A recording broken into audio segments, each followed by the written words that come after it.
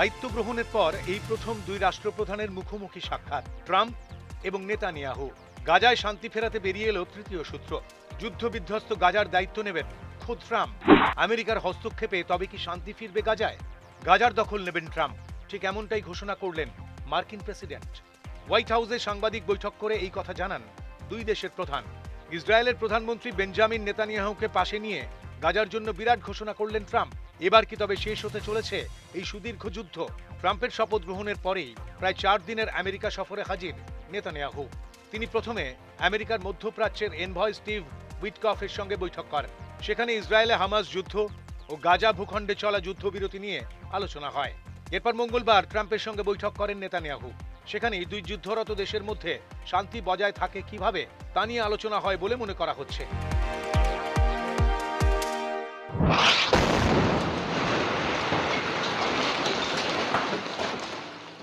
Israel এবং প্যালেস্টাইনের মধ্যে প্রায় 1 শতাব্দী ধরে চলে আসা দ্বন্দ্বের সমাধান নিয়েও আলোচনা হয়। এরপরেই সাংবাদিক বৈঠকে পাশাপাশি দাঁড়িয়ে গাজা দখলের ঘোষণা করেন ট্রাম্প।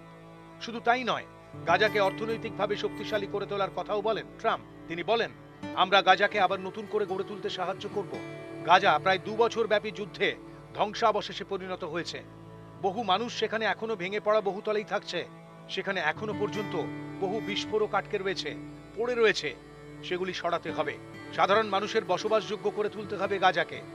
সেই চেষ্টাই আমি ও আমার সেনা করব। তিনি জানান, গাজার সামগ্রিক উন্নতি হবে, তৈরি হবে চাকরির ক্ষেত্র। গাজাকে আমেরিকা এমনভাবে গড়বে যা মধ্যপ্রাচ্যের একটি গর্বের কারণ হয়ে উঠবে। The U.S. will take over the Gaza Strip, and we will do a job with it too. We'll own it and be responsible for dismantling all of the dangerous unexploded bombs and other weapons on the site, level the site and get rid of the destroyed buildings, level it out, create an economic development that will supply unlimited numbers of jobs and housing for the people of the area. Do a real job, do something different. Just can't go back. If you go back, it's going to end up the same way it has for 100 years. এর সঙ্গে সঙ্গে তিনি জানান, প্রাক্তন president বাইডেনের ইসরায়েলকে অস্ত্র সরবরাহ করায় যে নিষেধাজ্ঞা জারি করেছিলেন তা সরিয়ে নিয়েছেন ট্রাম্প। একই সঙ্গে প্রায় $1 বিলিয়ন অস্ত্র ইসরায়েলকে সরবরাহ করবে আমেরিকা, এই ঘোষণাও করেন। ট্রাম্পের সঙ্গে সুর মিলিয়ে নেতানিয়াহু জানান, ইসরায়েল ও ইসরায়েলি মানুষের জন্য ট্রাম্প সবথেকে বড় বন্ধু। এর আগেও ঠিক একই রকম ভাবে ট্রাম্প ইসরায়েলের পাশে থেকেছেন, এখনো আছেন। শুধুমাত্র আমার সঙ্গেই ট্রাম্পের সম্পর্ক নয়, ইসরায়েলের সঙ্গে আমেরিকার সম্পর্ক অত্যন্ত ঘনিষ্ঠ। এই যুদ্ধে ইসরায়েলের জয় আমেরিকার জয়েরই সমান। নেতানিয়াহুর বক্তব্যে বারবার উঠে এসেছে অক্টোবর 7-এর আক্রমণ, ইরানের আগ্রাসী পদক্ষেপের কথা। তিনি বলেন, বারবার ইরান ইসরায়েল ও আমেরিকার ক্ষতি করতে চেয়েছে, সেই শত্রুকেও আমরা প্রতিহত করেছি। প্রেসিডেন্ট ট্রাম্প প্রথম ইসরায়েলের রাজধানী হিসেবে জেরুজালেমকে স্বীকৃতি দিয়েছেন, গোলান উপত্যকাকে ইসরায়েলের অংশ হিসেবে স্বীকৃতি দিয়েছেন। এই লড়াই ইসরায়েলের জন্মকাল থেকে লড়ে আসছে, আর সেই লড়াইয়ে আজ পাশে দাঁড়ালেন Trump. You are the greatest friend Israel has ever had in the White House.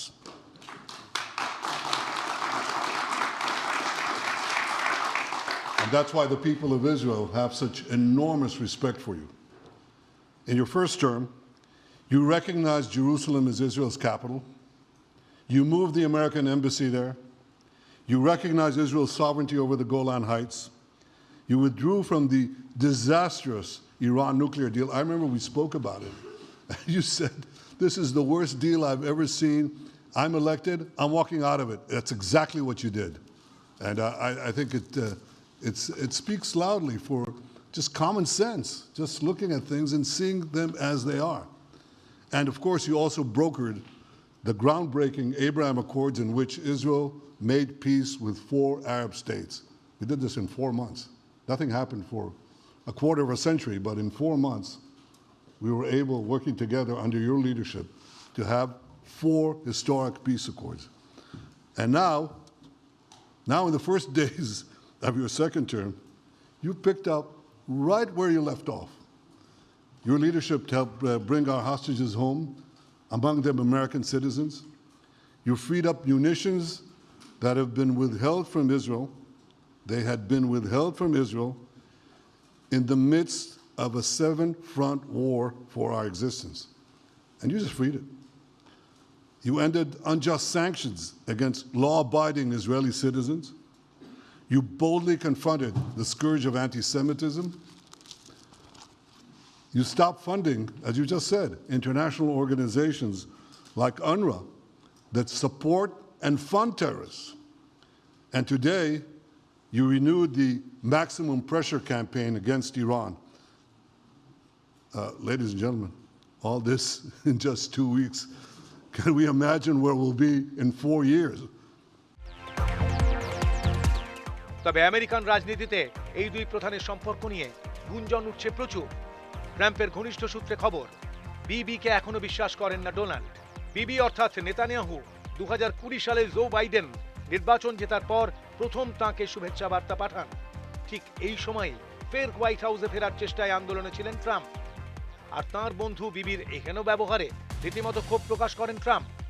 সেই সময় নেতানিয়াহুকে লক্ষ্য করে প্রকাশ্যে গালমন্দ করেন ট্রাম্প। ফলে এই পাশাপাশি দাঁড়িয়ে বন্ধুত্বের ঘোষণা নিয়েও ভ্রুকুঞ্চনের অভাব ঘটছে না গোটা বিশ্বে। নিউজ 18 বাংলা।